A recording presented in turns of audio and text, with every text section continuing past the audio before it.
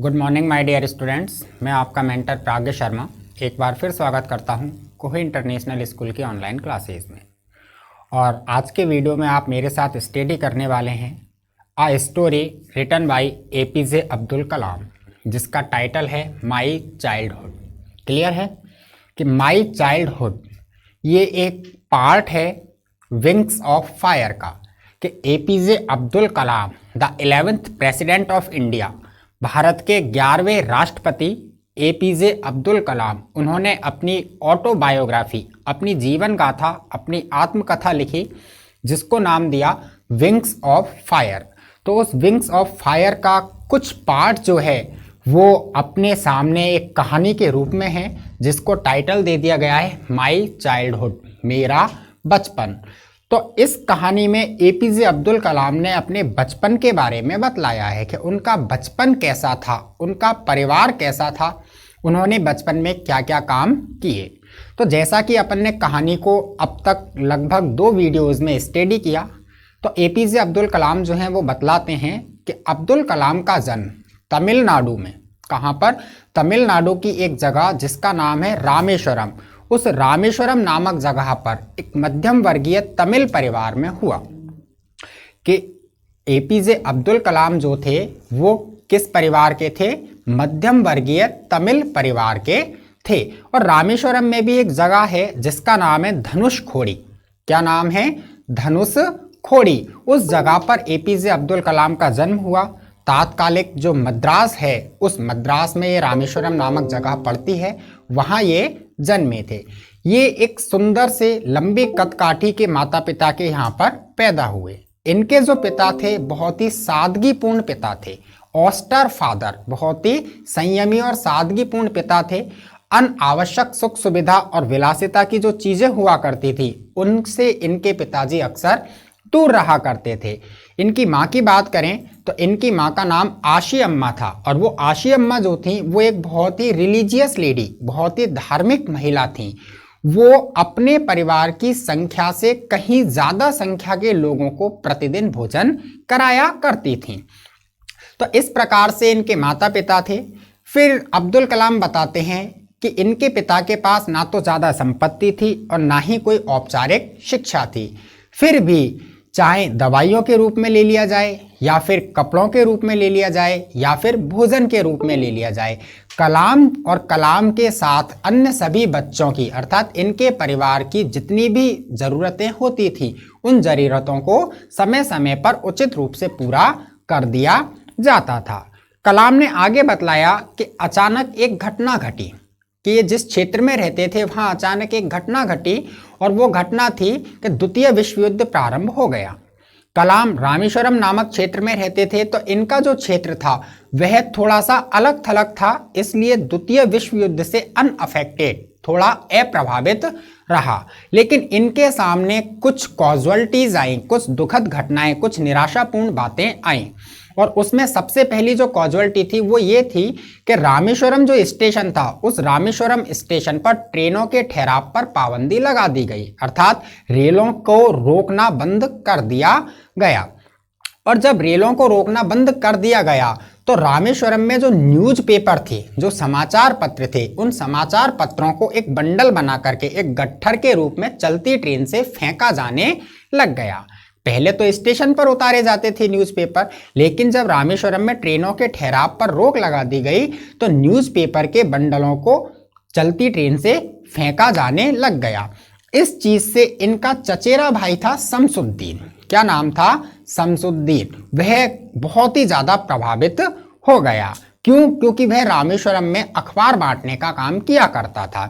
तो ऐसी स्थिति में शमसुद्दीन को एक सहयोगी, एक सहकर्मी की आवश्यकता पड़ी, और जैसा कि स्वाभाविक था एपीजे अब्दुल कलाम ने उस सहयोगी की जगह को पूरा कर दिया, अर्थात ये शमसुद्दीन के साथ अखबार के बंडलों को इकट्ठा करके रामेश्वरम में बांटने का काम करने लग गए। इस प्रकार से शमसुद्दीन ने पहली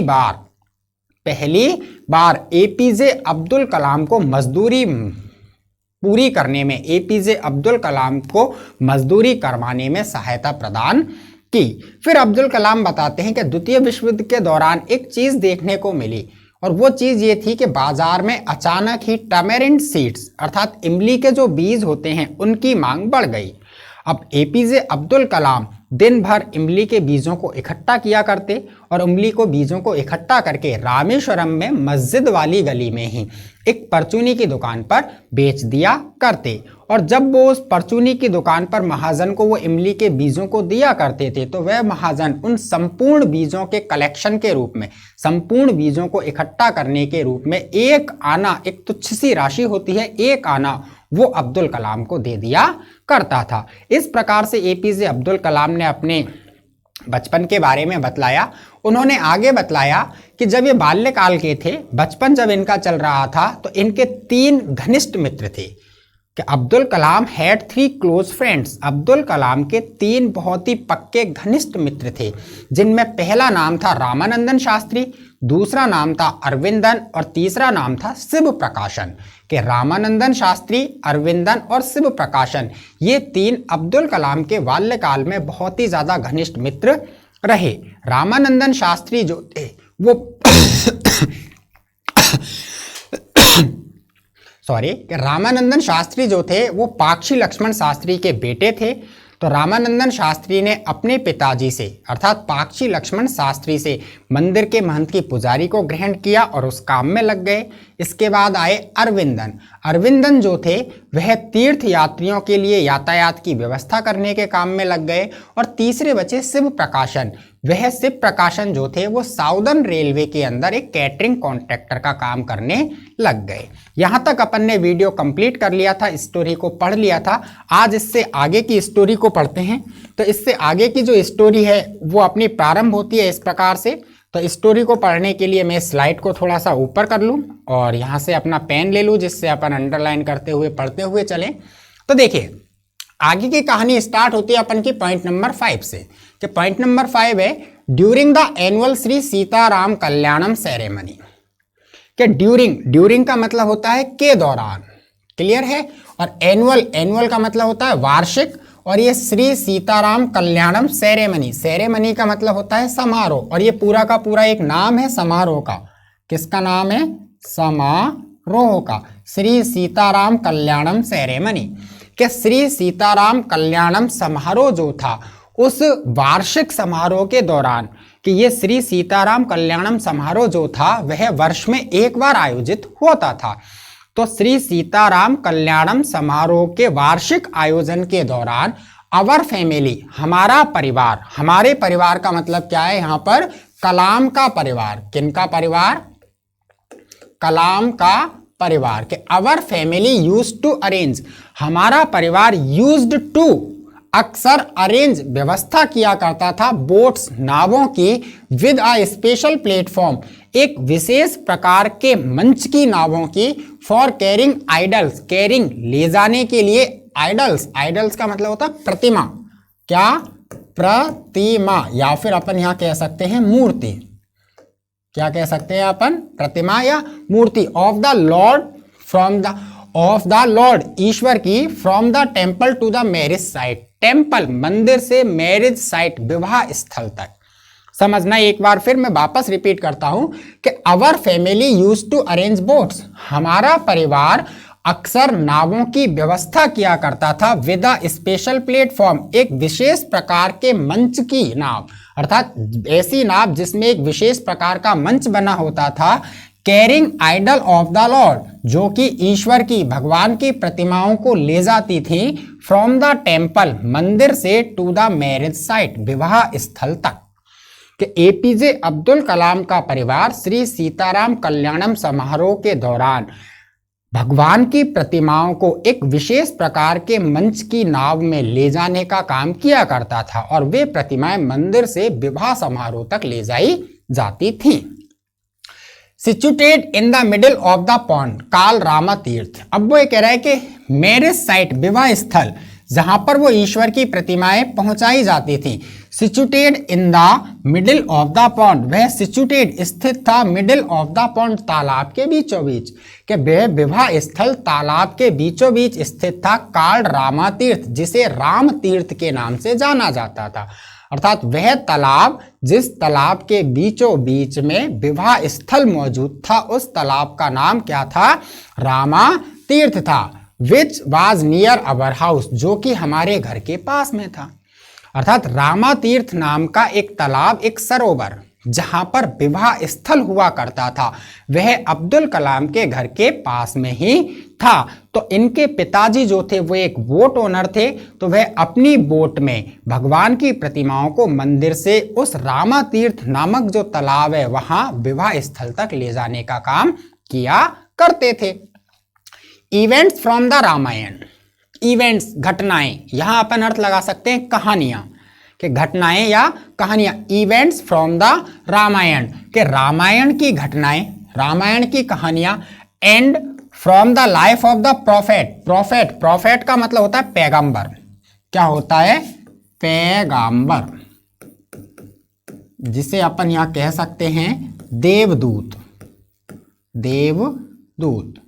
के रामायण की घटनाएं and from the life of the prophet, और पैगंबर के जीवन की घटनाएं, देवदूतों के जीवन की घटनाएं। वर the bedtime stories, bed time stories, सोते समय की, शयन समय की कहानियां हुआ करती थी। My grandmother and mother would tell the children in our family, जो कि हमारे परिवार के बच्चों को मेरी माँ और दादी माँ के द्वारा बताई जाती थी।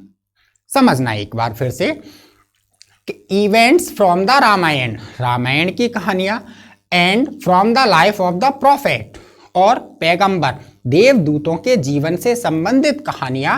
वर द बेड टाइम स्टोरीज, सोते समय की कहानियां होती थी। My mother and grandmother would tell the children in our family, जिन्हें मेरी माँ और मेरी दादी माँ मेरे परिवार के बच्चों को, अर्थात कलाम को भी उसमें शामिल कर लिया गया है, तो इनके परिवार में जो बच्चे थे उन बच्चों को सोते समय सुनाया करती थी। आगे देखिए, वन डे, एक दिन, when I was in the 5th standard, जब मैं 5वीं कक्षा में पढ़ता था। आई, आई का मतलब क्या है यहाँ पर? आई का मतलब है कलाम। कौन कह रहा है? कलाम। कि कलाम बताते हैं कि एक दिन की बात है जब कलाम 5वीं कक्षा में पढ़ते थे at the Rameswaram elementary school, Rameswaram के एलिमेंट्री स्कूल, प्राथमिक विद्यालय में। एलिमेंट्री, एलिमेंट्री का मतलब क्या है भैया? प्राथमिक। कि जब रामेश्वरम के प्राथमिक विद्यालय में कलाम कक्षा 5 में पढ़ते थे, तब एक दिन a new teacher came to our class, एक नए अध्यापक अवर क्लास, हमारी कक्षा में आए। अर्थात एक घटना घटी कि एक नए अध्यापक जब कलाम 5वीं कक्षा में पढ़ते थे तो कलाम की कक्षा में आए। I use to wear a cap, अब कलाम कहते हैं I use to wear a cap. Wear, wear का मतलब होता है पहनना, धारण करना। क्या? पहनना या धारण करना। कलाम कहते हैं कि मैं अक्सर एक टोपी पहना करता था। Use to wear a cap, मैं एक टोपी धारण किया करता था। Which mark me as a मुस्लिम, और वह टोपी मुझे मुस्लिम, एक मुस्लिम संप्रदाय के बालक के रूप में, एक मुसलमान धर्म के बालक के रूप में मार्क, मार्क का मतलब चिन्हित करती थी। अर्थात वह टोपी मुस्लिम संप्रदाय का बालक हूं मैं, ये मेरी पहचान बना देती थी। मुझे उस टोपी से ये पहचान मिल गई थी कि मैं किस संप्रदाय से संबंधित हूं, मुस्लिम संप्रदाय से संबंधित हूं। तो वो कहते हैं कि मैं एक टोपी पहना करता था, which mark me as a मुस्लिम, और वह टोपी मुझे मुस्लिम संप्रदाय के बालक के रूप में चिन्हित किया करती थी। And I always set in the front row, and I always set, और मैं हमेशा बैठा करता था, अर्थात मैं हमेशा कक्षा में बैठता था। इन द फ्रंट रो, पहली पंक्ति में, नेक्स्ट टू रामानंदन शास्त्री, रामानंदन शास्त्री के बगल में। नेक्स्ट टू, नेक्स्ट टू का मतलब क्या होता है? नेक्स्ट टू का मतलब होता है बगल में, कि मैं पहली पंक्ति में रामानंदन शास्त्री, जो कि पाक्षी लक्ष्मण शास्त्री हाईएस्ट प्रेस्ट, सबसे बड़े पुजारी का बेटा था, ब्राह्मण संप्रदाय से संबंधित था, मैं उस रामानंदन शास्त्री ब्राह्मण बालक के बगल में बैठा करता था। हु, जो कि वॉर, वॉर का मतलब पहनता था, धारण करता था, कि रामानंदन शास्त्री धारण करते थे, पहनते थे। अब क्या पहनते थे, तो इसको पढ़ने के लिए अपन स्लाइड को ऊपर कर लेते हैं, जिससे और भी अच्छी तरह अपन को समझ में आ जाए।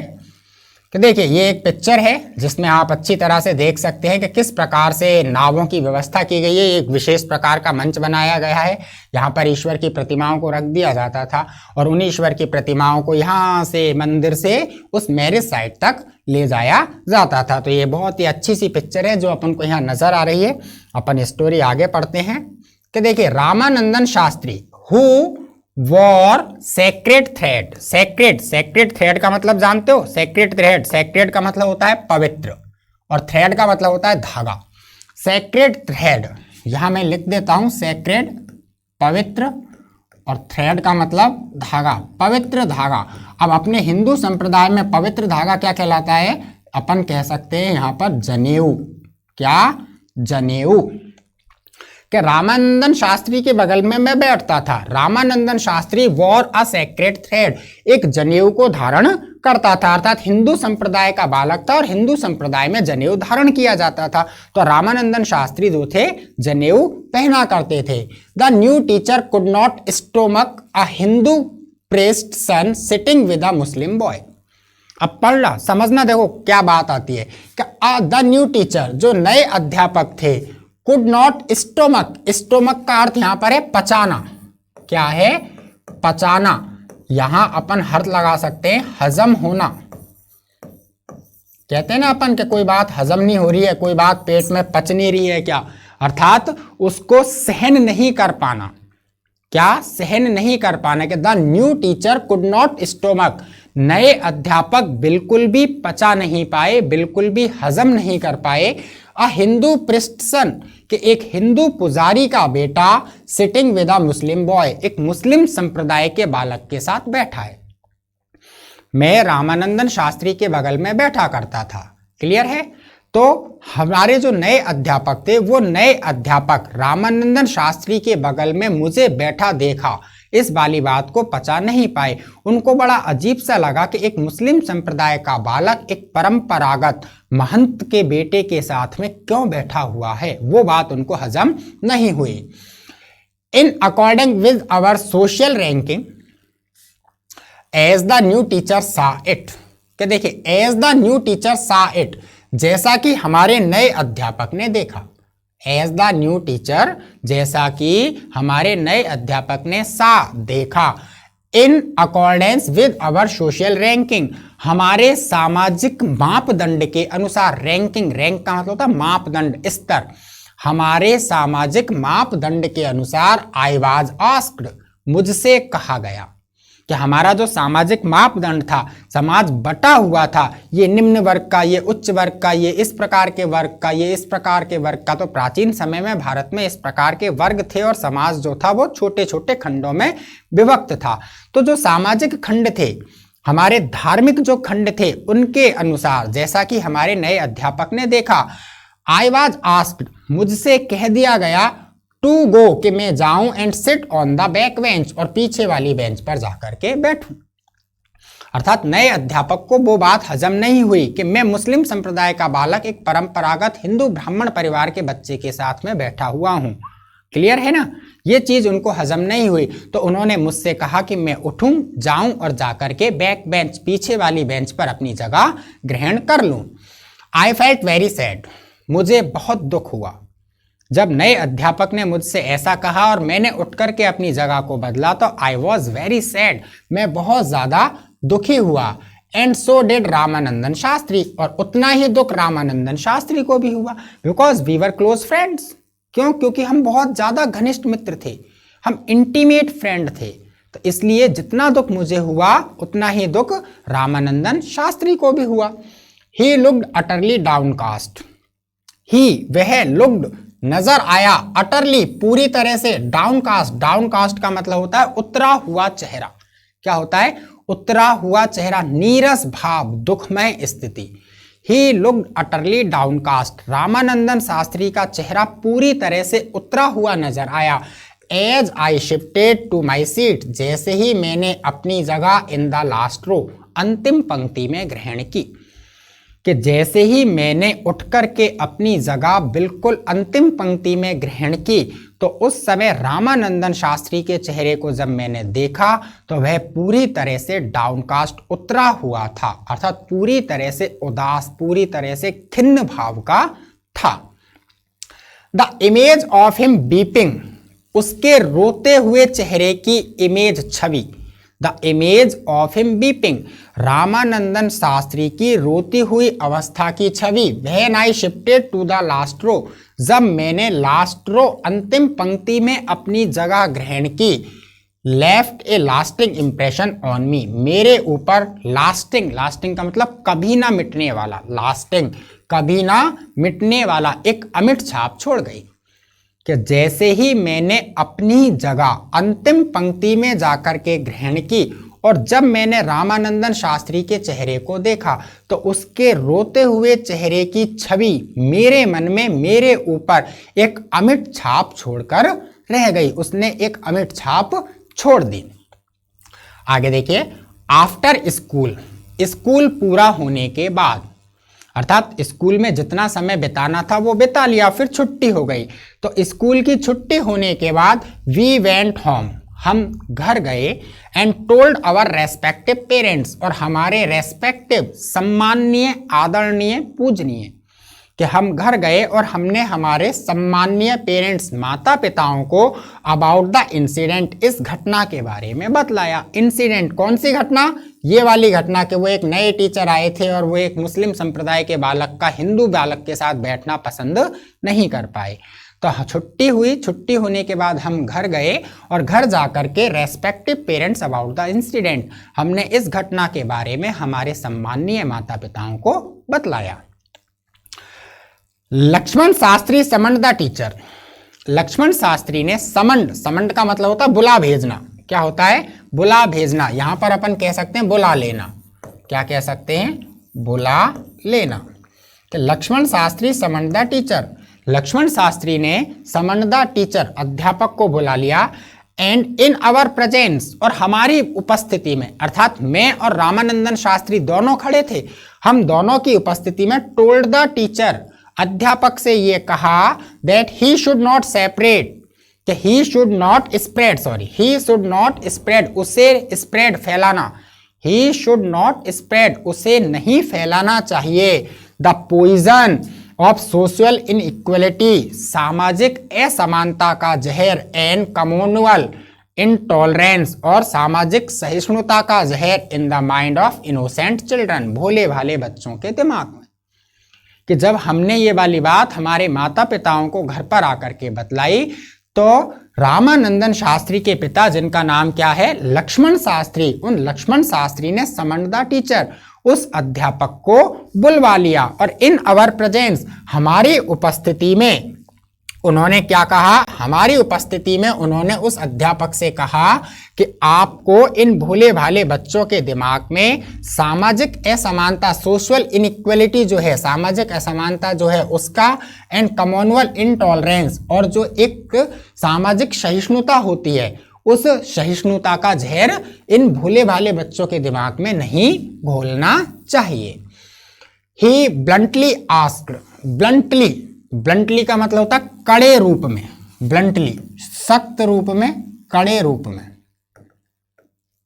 कड़े रूप में, सख्त रूप में, सख्त रूप में, कि ही ब्लंटली आस्क, उनसे बड़ी सख्ती से कहा गया, बड़े कड़े रूप में कहा गया, टू आइदर अपोलोजाइज, कि टू आइदर अपोलोजाइज, या तो क्षमा मांग ले। अपोलोजाइज का मतलब होता है क्षमा मांगना।